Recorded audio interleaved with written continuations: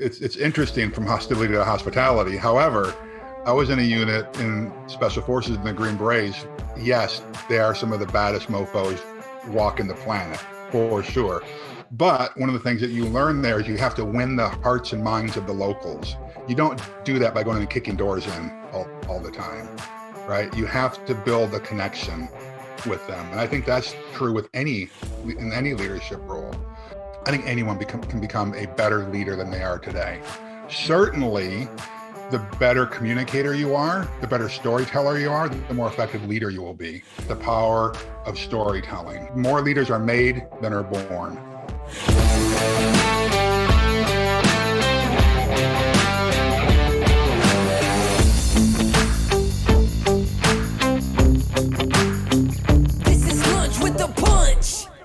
Hey guys, it is your host, Dustin Bogle with the Lunch with a Punch podcast. And I'm super excited to have a good friend here joining me today. So I'm joined by a man that's been on all the major media outlets. If you can think of it, he's been on it, CBS, NBC, all the well-known outlets that exist. And then even New York Times, Wall Street Journal, etc.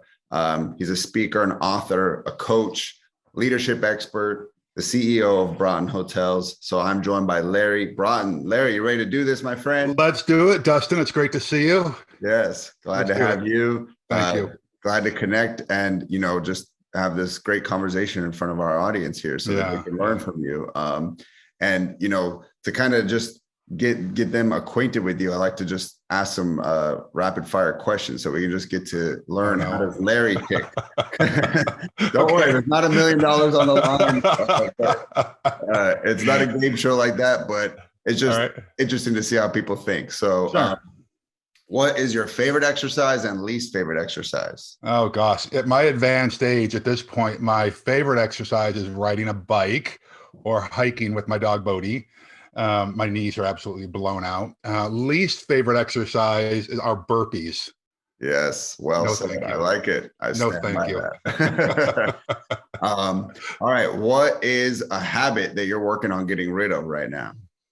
Oh my gosh, procrastination when it comes to hitting the snooze button. Yes, I totally get that. Okay. Yeah. And I think a lot of people can relate. Yep. What is something on your bucket list that you're still working to knock off? Learning to play harmonica. All right. It's one of those things, I've always tinkered around with that, but haven't mastered it. It's one of those things. I remember traveling around the world and folks who bring like their ukulele to the mountains, like Kilimanjaro. One time, a buddy of mine took a ukulele to Kilimanjaro. I thought that would be very cool, but harmonica is even easier to carry. So that's my bucket list. I like it. Who's one person that you really look up to right now and admire? Oh, geez, Louise. I've got so many. I just had dinner with her last night. It's my daughter, and we can get into this a little bit later on why, but she still has, in spite of some challenges that our family has faced recently, she still has a level of optimism about life. And she's a great role model for me. I think that we oftentimes, if we have our eyes open, we can learn a lot from a younger generation. Absolutely. Sadly, we get it in our head like, oh, they're going to be the end of the world. I don't feel that way about the younger generation. Yeah. I feel like they've got a lot to offer. Okay. What is a breakthrough that you've had recently? The importance of mental health in entrepreneurship. I read an amazing article late last year from Forbes. We could talk about that if you want, but I think it's an underreported, under-discussed topic in the entrepreneurship and leadership space. I love it. Yeah, we will definitely touch on that. Finally, before we get into the main talking points, is what are you grateful for today, Larry? Oh, before I answer that, let me say this. I love that question. We do morning stand-ups in our organization. All the executives get together right now. We do it remotely via Zoom. And before we go around the room and say, hey, here's what I'm working on today, or here's what I accomplished yesterday, like any typical stand-up, the first thing they have to say is what they're grateful for that day. I think that gratitude and anxiety can't live in the same space at the same time. And so when you start out with gratitude, it's one of those morning routine things that I think everyone should have. So one of the things I've got a list of things I'm grateful for. Absolutely grateful for my daughter. Unexpected surprise visit. She's 20 years old. She's got other things that she can be doing besides hanging out with her old man. And I'm really grateful for my team that I've got right now that have really, hung in there during the last 2 years of a very difficult time in one of the industries that I'm involved with. Grateful for the opportunities that seem to be opening up in front of us, and grateful to be here with you today. You're one of my favorite people in this space right now. Your energy and your willingness to teach people is a great role model. Thanks, man. I appreciate that. And great list. And I love that exercise that you do with your team to, help them to build that as a habit. Right. And so, I wanted to, actually talk about that is, one of your companies, Broughton Hotels, like a business podcast. And so you have a very colorful background. And so, I want you to kind of go into that and how business entered the equation. Was it, after the military? Was it on your mind when you were in the military? How did you first get into that? Well, I've always been interested in business, but as I was growing up, Dustin, I didn't realize till I got into the military that I'm dyslexic. I did not graduate near the top of my class in high school. I graduated near the bottom of my class. And I could barely read getting through high school, but I always had a little bit of interest in business. I was always watching what were other people doing. My father was what they call the machine operator. Our family was considered the working poor back then in the 60s, 70s, and 80s, and grew up in a kind of depressed part of the country. I always had a level of optimism, though, that things could be better. Nice. Right.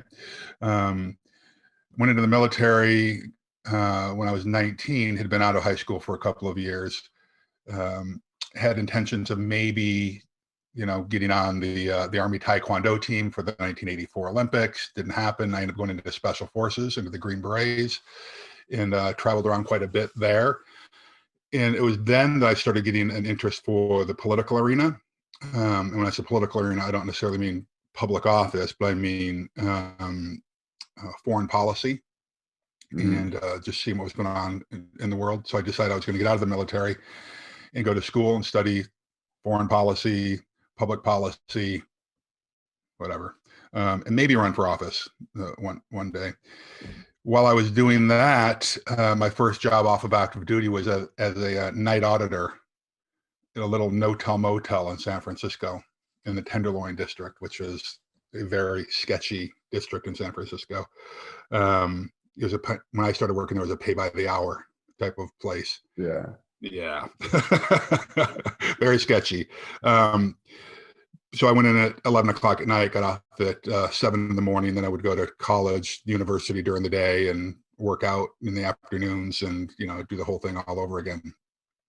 After I was there for a few months, though, an investment group came in to buy that property and to renovate it and turn it into what was considered one of the first boutique hotels in the country.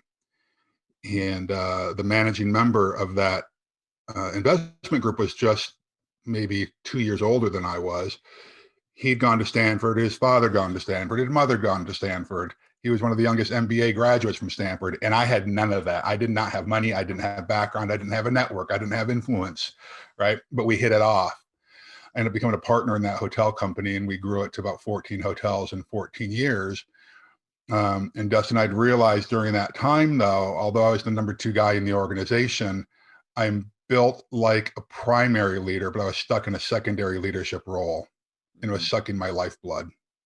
I was not happy. I was making, more money than I probably deserved to be making for someone who still hadn't graduated college and didn't have a great business background. But I asked a lot of questions. I understood leadership for sure, because of my time in the military and everything else that I had done. After doing that for about 14 years, it was about 20 years ago that I decided I was going to step out on my own and start my own company. So I moved from San Francisco I was married at the time, and we'd moved to Santa Barbara first, spent a short time there, and then moved down here to Orange County, where we've been for 20 years now, and started my own company. And just so our listeners better understand the type of company you have, is it management or are you building these things from the ground up? Okay. We do a little bit of new development, which is ground up stuff. That there's a lot of risk and that there's a lot of carrying cost. You could spend 5 years trying to get a piece of dirt zoned, get all the permits, then the economy can crumble like it has, all kinds of risk there. So historically what has happened, Dustin, is that we have owned about a third of the hotels. So we've had about 45 hotels over the 20 some years that we've been around. Our largest, at one point we had 24 hotels at one time. Historically we would own about a third of those, and the rest we would do third party management for. We have totally pivoted though during the whole pandemic. And right now we're putting together a several $100 million fund to go out and actually acquire hotels. So moving forward, we will probably own about 2/3 of our hotels and manage about a third of them for other people. Got it. And try to stay away from new development. That stuff scares me. Yeah. You can make money on it, but you better have a lot of patience and you better have a big bank account. Yes. And it's funny because actually one of the questions I had for you today was about COVID pivoting, because like I have deep ties into the fitness industry. One of the big industries that was hit, food, and then I would say the third right in there grouped with them is hotel and hospitality. So like, how did you guys get through it? How did you pivot? How did you build it back up when we got on the other side? Yeah. Well, the industry, hotel and restaurant industry, still have not recovered, and all the data still points to that was the number one industry that was crushed by this. It wasn't even the pandemic; it was the political decisions around the pandemic. Let's just be honest, if I can be honest, without of course, spending too many people on this. And what really drives me nuts, though, Dustin, is it's not just that, is that these are people's livelihoods. For every business that was crushed, and they say, in some markets, 2/3 of the restaurants will never reopen. In some markets like Chicago, they're predicting that 25% of the hotels will never reopen. There are jobs, there are lives, there are business owners who are creating legacy wealth for family members and team members that are absolutely impacted by this. And I think I know who most of your listeners, not individual who your listeners are, but I know who your listeners are. And so this is not like, the mean Mr. Burns on The Simpsons. That's not the type of people who are impacted. It's people like you and I, who've sacrificed, yes. That's the sad part. So how have we pivoted? Well, first of all, I had to batten down the hatches. When it first happened, we had laid off furloughed about 67% of our entire workforce when the pandemic first hit. Yeah.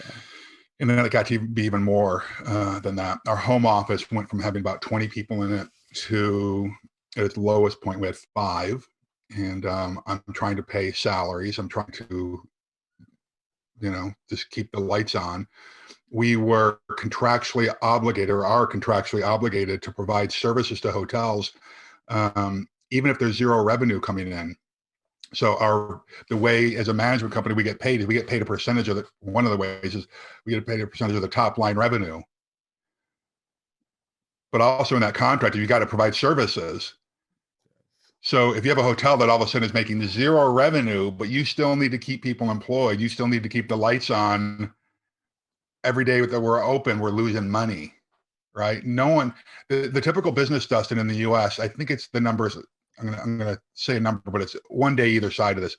I think it's the average business has 27 days of cash flow in the bank, free cash flow, all right? That's the average business.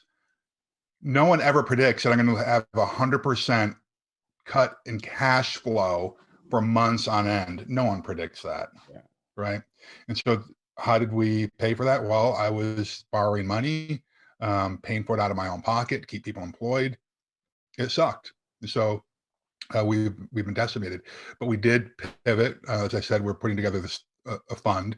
We still have some hotels, but we're not nearly the size that we were. And but now we're capitalizing on it, because most of these independent hotel management companies have gone by the wayside. They've been gobbled up by bigger companies, or they just sold, they just closed their doors, declared bankruptcy. We did none of those things. But we were tenacious. We may not be the most talented, we may not be the smartest, we may not be the most well-funded organization anymore, but we were tenacious. And it's one of the things I think, Dustin, that a lot of people forget is that tenacity eats talent for lunch.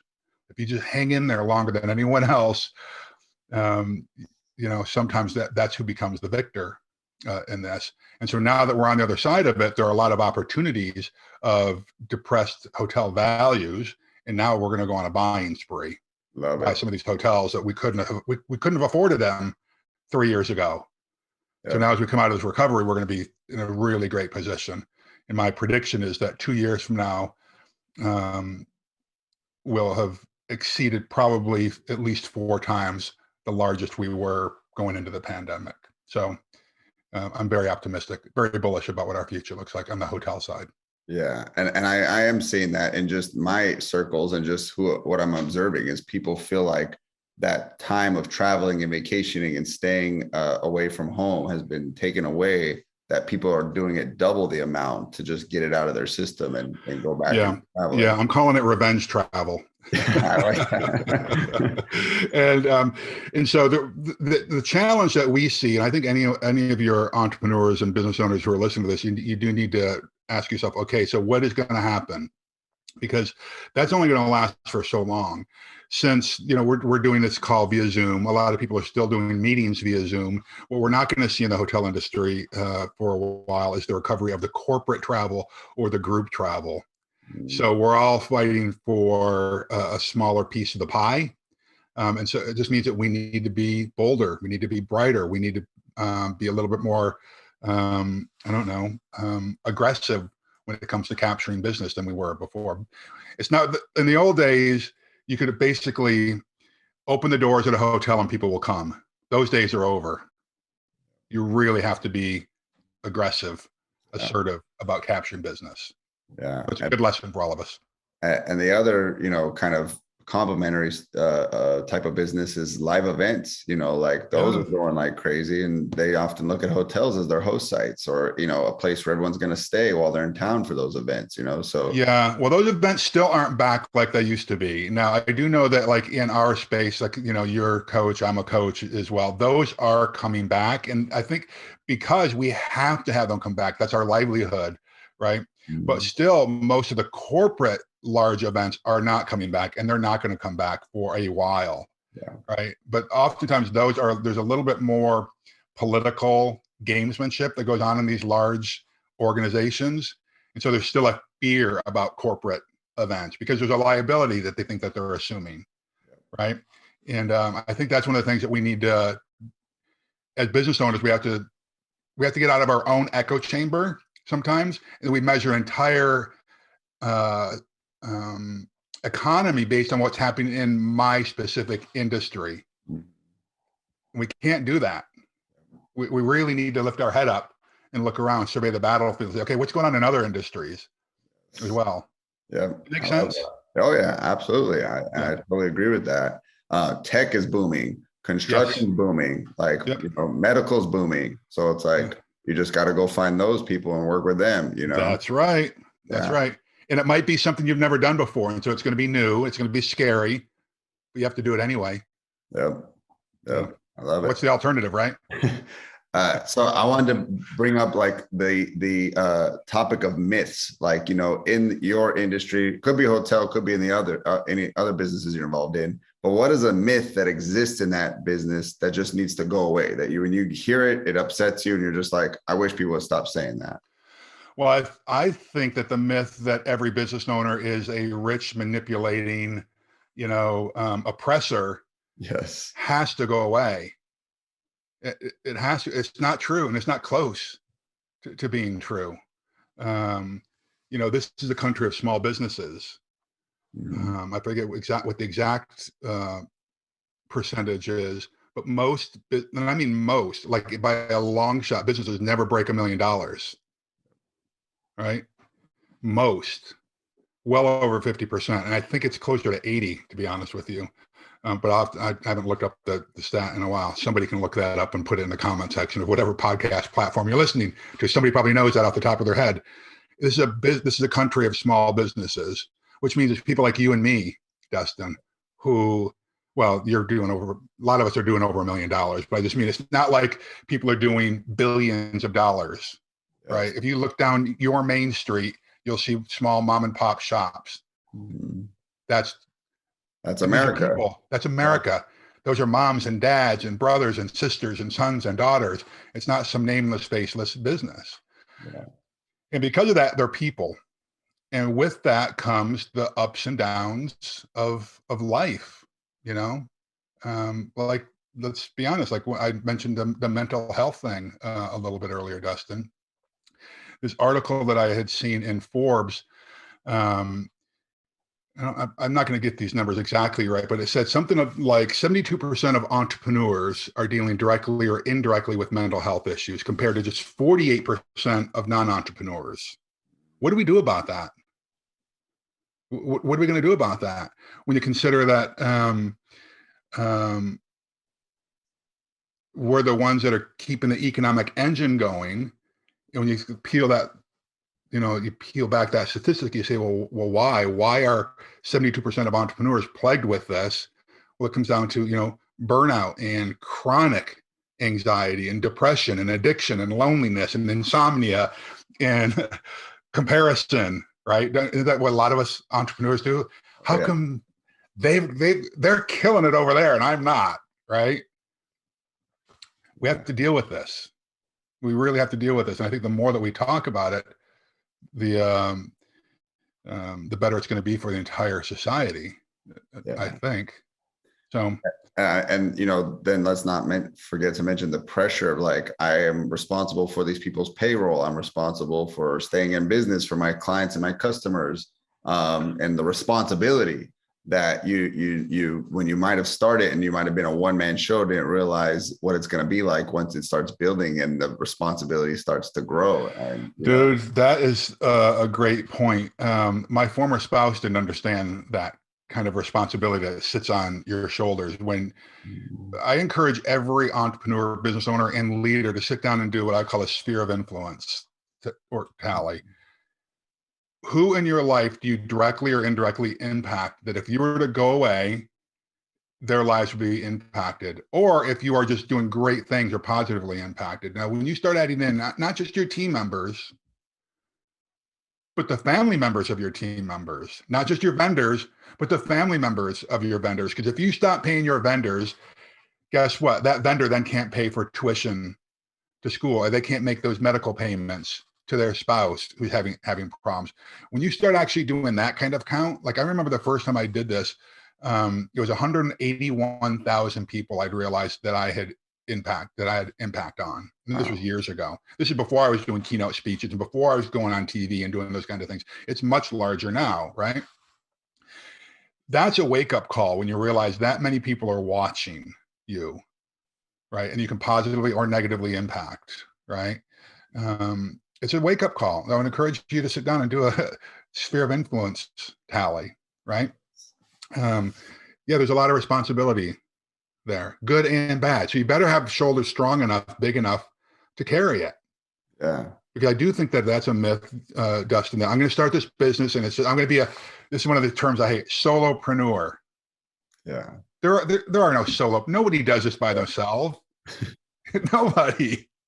You may be the only person on the LLC, but you have outsourced people that are helping you. You might have an executive assistant. You might have a lover or significant other who's counting on you and offering you moral support. Nobody does life by themselves. Yeah. This whole lone wolf myth about entrepreneurship and success in the US is a freaking lie. Yeah, I agree with you. We're built for community. No one's self-made, as much as I kind of know where they're coming from when they say that. It's really like, no, someone had to support you and buy your products and services. Someone had to believe in your vision and join your team. Someone had to, kind of tell you, I believe in you, go for it, swing for the fences. That's right. Yeah. And there's too few people doing that, Justin. There's too few people doing what you do. I've seen you online where you offer, and on your podcast, you offer encouragement to people. I do this with my clients. I coach entrepreneurs and leaders as well. And there are times when I say, hey, you got this. I believe in you. And people that you look like on the outside, like strong, and they got their stuff together, they break down in tears and say, no one's ever told me that. before. No one has said that they believe in me. No one has said I've got the goods before. We need more of that. We really need more of that. Yeah. Great. Yeah. And I honestly think that that's the superpower of someone who is a coach in someone's life, whether they wear that label and they call themselves that. Sometimes someone could be a coach and they wouldn't even call themselves that, but That's right. they're really offering you is encouragement. And I think that when we're kids, everyone does that with kids. Good job, Timmy. You hit a home run or the little T-ball game, but then we become adults and it disappears and the encouragement never is there. And so I do think that adults probably need it even more than kids these days because of how challenging the world is, and the stressors. Totally agree. One of the mantras I have, and I actually have a couple of keynotes where I talk about this: cheering helps. Mm-hmm. Just that cheering helps. Cheering helps your entire organization. Yes. And if you think about just walking through life, if you were to see someone who's struggling putting groceries in their car, and you're below, you got this, and you hop out and you help them, how would the mood of that person and you be? Or, a mother who's struggling with their kid, you got this, come on, you can do this. We just don't do that enough. Maybe I'll do like a little video series on that. Me just driving around cheering people on from my car. Yeah. No, I love it, man. And honestly, that we recently moved to Texas from California. Yeah. And that was the behavior that we noticed when we moved here, was just that Southern hospitality that people just randomly saying kind things to you. Oh, I love that hat. Oh, your kid's got a great smile. People. And so we just loved it so much. We moved here, right? Because we wanted to be around that all the time. And, here's a perfect story. We had some friends go with us and we just went to a Cracker Barrel, I'm going to treat them to the finest food in town. Cracker Barrel breakfast. And me and my buddy were about to start fighting over the bill, and how guys do. And so then the server beats us to it. She slaps the bill down. She says it's paid for. And we're like, what? Who paid for it? And she's like, I can't point him out. I can't tell you his name, but he comes here and he looks at families that are having a meal together. And if they are representing good family values, he picks up the ticket. And she hands me this little award, and it was called the Exemplary Family Award. And he wrote all these bullet points down. You're not checking your phones. There's an even exchange of dialogue. Nobody's shouting. No one's being rude and cursing and being aggressive. The kids are being respectful. It looks like just a good, wholesome family meal. Since you guys did it, I comped your meal. And I was like, wow, I got it framed in my dining room. I love that. I want more of that in our society. I want us to be known for that. And I'm tickled that I am seeing more of it. I'm seeing a lot of, people paying it forward at the drive-through at Starbucks and McDonald's, and people over tipping, tipping $100 on a cup of coffee. For those that can do it, I love seeing that in our organization. And if you don't, cheering's free. Exactly. You don't have to do it with the money, right? It could be just cheering somebody on. It could be even more valuable than the money. Right. And prior to the pandemic, we had a program in our company called reverse tipping. All right. Now we know what tipping is, right? You go into a hotel and there's a bell person or a concierge or the room attendant. You slip them a couple of bucks here and there. But what we did, well, we encourage that, of course, but there's two things I guess three things, but two programs. The reverse tipping was we gave these, I wish I had one here, origami dollar stars. Okay. It's made up of 5 different bills, and it could be a $1 bill each, and so it'd be a $5 star, or $5 and be $25 star. And so, but usually we would do them in $2 because it's unique. All right. So it'd be a $10 tip, right? With 5 bills. And so if we had a guest service host, a front desk agent is what some people call them, checking people in, checking them out, and it was busy. What happens oftentimes when you're a client or a customer standing in line and it's not going fast enough for you, you get frustrated, right? We don't want to encourage that, but if someone's standing in line and they're still being positive and upbeat and they got a smile on their face, then we reverse tip. We have our staff give them one of these dollar stars to say, hey, thank you so much for your positive attitude. We need more of that. Wow. in the world, right? Now, the other thing that we do with these dollar stars is that the managers would walk around, they'd have some of these in their pocket. And so if they saw a team member doing something right, instead of wrong, right? Our big thing is catch people doing things right, the cheering that you're talking about, right? Because what do most managers and leaders do? They walk around trying to catch people doing things wrong. How did you screw up? That never works. It might work for a short period of time. So we try to catch them doing things right. And the manager then gives the team member 2 of these dollar stars, one for them. And then the team member then needs to catch within 24 hours one of their team members doing something right. And then they give that to their team member, right? So it creates a culture of cheering each other on, not just top down, but across all levels of the organization. Love it. So I encourage your listeners and viewers, what can you do in your organization, to that small pebble that you throw into the pond where the ripples go out, Yeah. right? So, And that's cheering helps. That like can completely shape your culture, Yes. and so that's, yeah, I love that. Yeah. That's huge. Yeah. Culture trumps strategy every day. Oh yeah. I wanted to ask you about leadership because Larry, Okay. you're a leadership expert. Like that's something that you're strong in. It came from your, I mean, it probably came from your entire life, but I know definitely you get a very hard introduction to it in the military.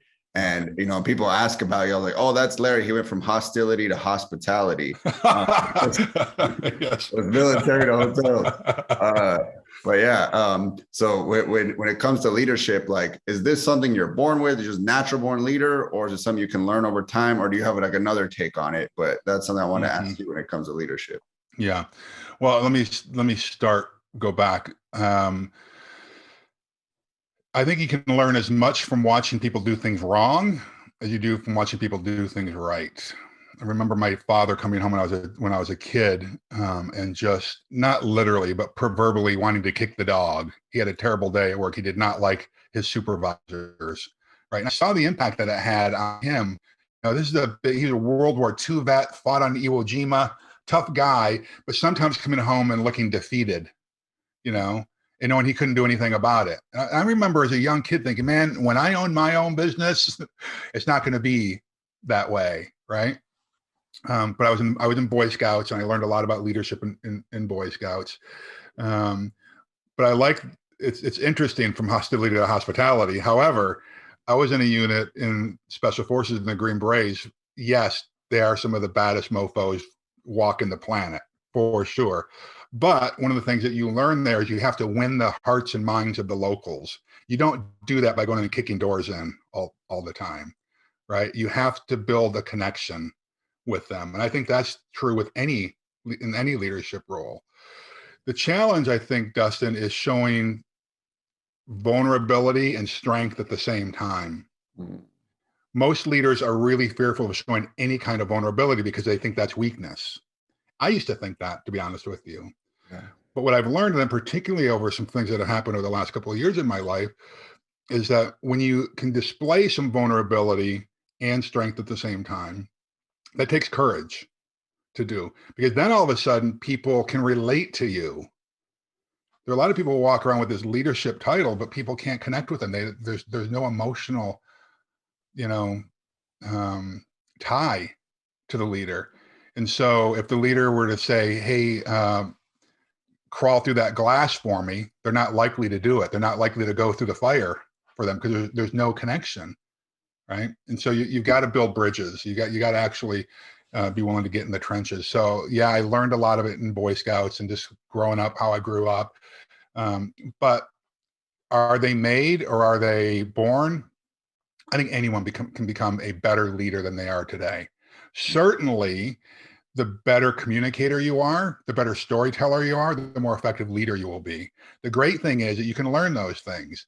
If you want to be a transformational leader, you have to be a master storyteller, right? Before there was ever the written word, people were telling stories, right? In fact, one of the books I'm working on right now is on this topic, including, I think it's got about 72 different really brief stories and parables that anyone can use to make a point in their organization. Wow, I love that. Yeah, because I mean, most of us aren't born storytellers. You have to, it's learned, Yeah. right? So I think one of the best things that folks can do if they are new in the leadership arena is to learn how to speak publicly, to do presentations publicly, to Mhm. do what you're doing, getting on these video casts and actually talking. You know what the number one fear in the world is? In the world, not the US, the number one fear in the world. Snakes. No, public speaking. Oh, Well, okay. in the world, there's a book called the Top Fears of the World. You know what the number two fear in the world is? Not snakes. Some of your listeners are going to get this. I don't know. It's not just dying, it's burning to death. The number two fear in the world is burning to death. People would rather burn to death than do public speaking. Wow. Get your brain around that. Okay. So I don't know any effective leaders, though, who aren't able to get up in front of a room, tell a story, inspire their team, or go in and do a presentation to someone to get more clients, right? So you have to become a master storyteller. Yes. You have to. So I would encourage anyone who wants to get into a leadership role, wants to get into a business arena, don't underestimate the power of storytelling. But I think that more leaders are made than are born. Yeah. It's a long-winded answer, but Oh that's no. I mean, and that's great because like a couple of, questions that branched off from that, I do observe people tend to be able to recite a story better than they can recite information. Like if someone tells you a story, you can almost turn around verbatim and say it word for word. But then if I give you a book full of stats and numbers, it is hard to grab it. And I think it's because that speaks to how our mind works. We remember stories. well, there's no emotional connection to numbers either. Yeah. And here's the thing that we need to remember, like most sales training will do something like this. Facts tell, stories sell, Mhm. Yep. right? So you get the emotional connection from the story, not from the, hey, 72% of all entrepreneurs struggle with mental health issues, while 38% non-entrepreneurs do. Tell Until your I story. wrap a story around that, like, yeah, I'm dealing with this myself. My son died, 12 weeks ago, and boy, is that impacted. And I tell a story about that. You get sucked in Yeah. on that, not the 72%. Who cares? There's no name. There's no story behind it. There's no emotional connection Yeah. behind that. And the best place for someone to start with learning to story tell is their own story, right? Of And course, yes. the parables are great, and remembering, lessons from famous actors or, sports athletes that accomplish something. Yep. And, being able to recite those stories are great. But if you don't know where to start with yourself and tell your own stories. Such a great point, because people want to do business with people. Mhm. They want to know, who are you? So badly. We long for it so badly. We want to know people, right? Yeah. It's one of the things with this voyeuristic culture we've created with its online stuff. We want to view into people's lives. The problem is we get sucked into false stories that you see online. Everyone's doing a great job. Only me. My life sucks. Everyone else is living, the good life. Yeah. Yeah. So the authentic, real story, people want to know it, and you need to know. You need to be able to share it concisely. Exactly. Yeah. And I think, again, for people that don't know where to begin, starting with your story, of course, is great. But go and capture your story. I think a lot of people, when they sit down and they write a book, they're forced to go back and remember everything that happened from the beginning. So if you're like, I don't know what to tell myself, go back and find these pivotal moments in your story, find interesting stories, find things that people can relate with.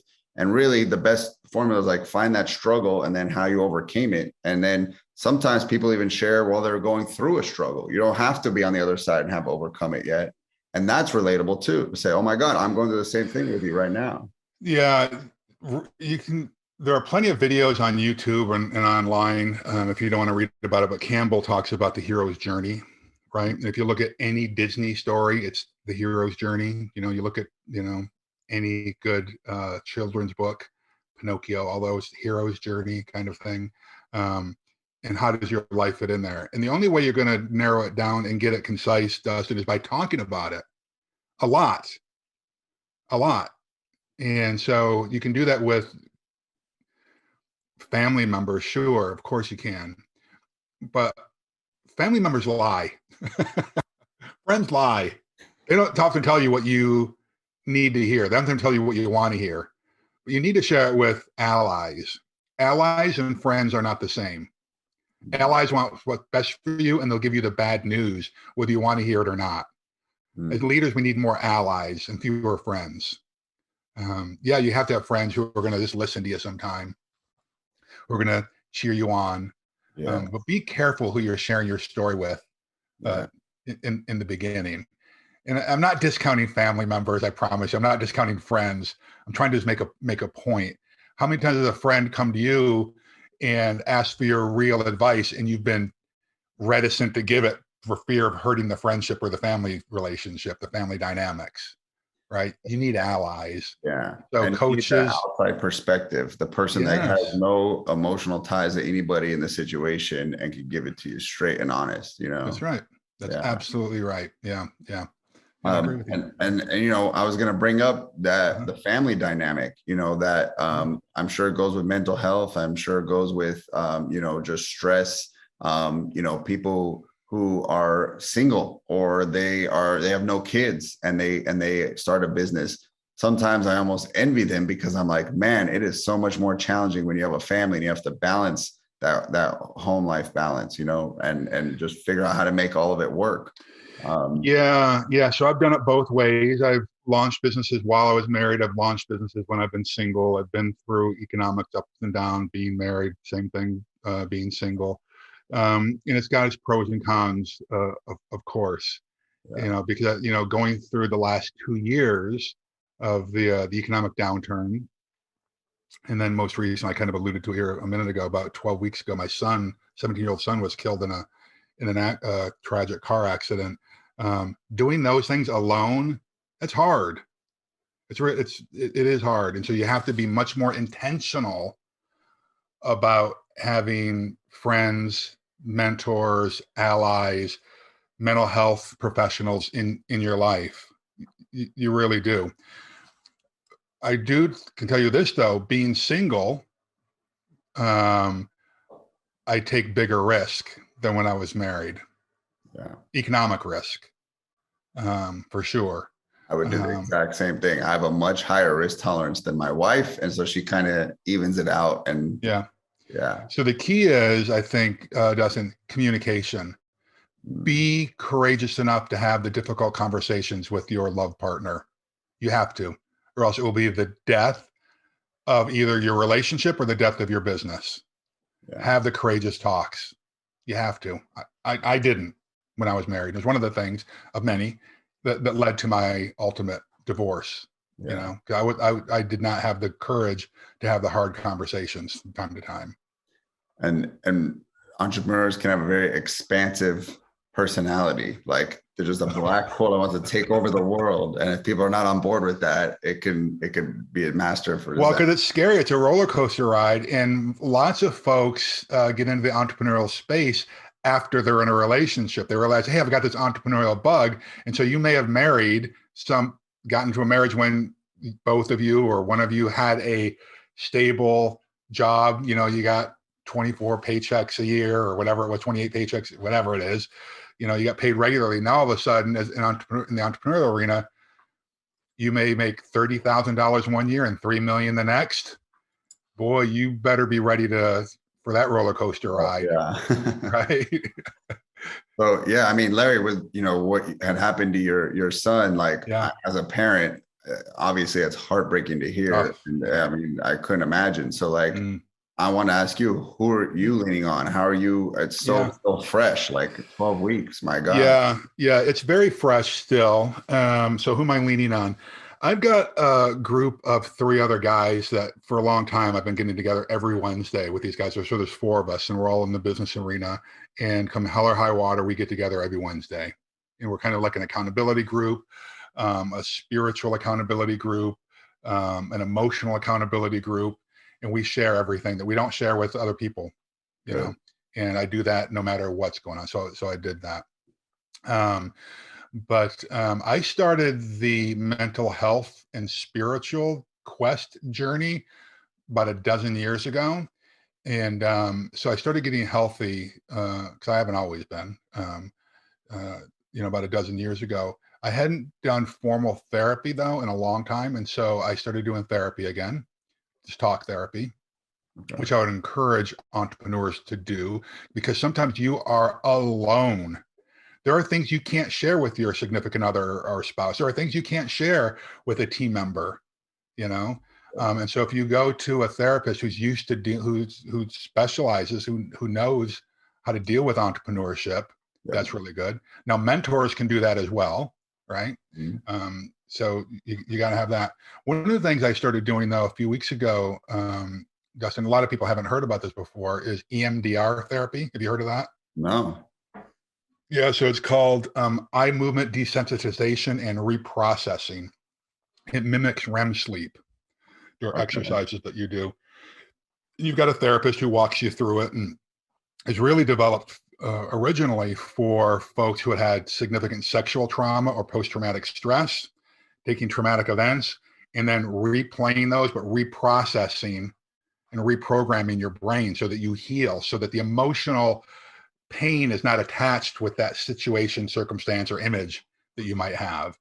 Mm. And for those who don't know, and most of you won't know, there's no reason you would know, but when my son had his car accident, it was a solo car crash, and I was the first one there. Okay, and it was instantaneous, his death, and so you can imagine if it's instantaneous, there was severe damage Yes. done to him. No father, no parent wants to see their child like that, right? At 17, and they're just getting started with life, right? And so, so between that and other stuff I had in my life, I'd said, hey, I'm going to try this EMDR stuff. It's been very powerful, very healing. So I would encourage people. I just want us to start talking more about mental health, Justin, because like we started this thing, if 72% of our entrepreneurs, if we are a country of entrepreneurs, if our economy engine is driven by entrepreneurs, but 72% of them are struggling with mental health. I think we might want to be talking about this Yes. stuff a little bit more, right? And take the stigma away from it. Crying out loud, we talk about emotional health, we talk about physical health, we talk about spiritual health, right? And the interesting thing about mental health is it encapsulates all that Yeah. that stuff, right? It's, So how have I been dealing with it? Who am I going to? A couple of close friends, the three guys that I meet with each week, plus professional yeah. help. I pay for the best that I can. It's not the best in the world, the best I can afford at the time. And I think that's a good mantra for all of us when we're trying to hire coaches, mentors. Get the best you can afford at the time. It doesn't mean you're going to be with them forever, but when you can afford more, you go to the next best coach, Yeah. mentor that you can afford. Hey, I'm right in there with you, Larry. I have one that I work with every week, and I want to encourage you guys, if you're looking for one that maybe you are in a budget, betterhelp.com is a great one, and you could do Yes. calls, Zooms, or chat only if you're not comfortable with it. But yeah, it's good because I think, especially from a male standpoint, it's that asking for help. That's the big hill you're trying to get over. And why would you do it for your business? You'll hire a coach, you'll ask for help on how to grow the business. Maybe you'll hire a fitness coach to help you get your body in shape, but then you won't with mental. Like, you got to get past that, and you got to just push that, ego aside, and just this is going to do something good. And I think once you go through it, you'll start to see the benefits, and then you'll realize, oh my God, why didn't I do this sooner? This is so beneficial. Yeah. It's very interesting, Dustin. I'm glad that you put a little bit of an exclamation point on that. I'm glad that you shared your personal journey as well. We all need to be doing that. We know that there is a direct connection between physical activity, getting the endorphins and serotonin pumping through your system. That helps your mental stuff, right? But if we're not dealing with, it's like a cycle, right? When we deal with the mental stuff as well, every impact or every area of your life is positively impacted. It truly is. Your confidence boosts up. You have more compassion for people. You offer grace and forgiveness more freely, more often to people. Those are good things, right? You become more attractive. People want to be around positive people. You don't want to be around dour and pessimistic people who want to go around and kick the dog all the time, right? If you want to inspire people, you don't inspire people by being a mean grouch and looking at the dour, pessimistic side of life, right? So I really encourage you folks to get some movement. If they're not getting any kind of movement in right now, get some exercise, look at the physical or the mental health kind of thing. And I can tell you, as I've been talking more about this over the last few months, I've had more and more entrepreneurs and business owners and leaders come up to me and say, wow, I'm so glad you talked about this, because I've been really hesitant to start the journey. But boy, if someone like you is willing to talk about it, I guess I can do it too, right? And I didn't deal with this, Dustin, when I should have when I was married. Okay.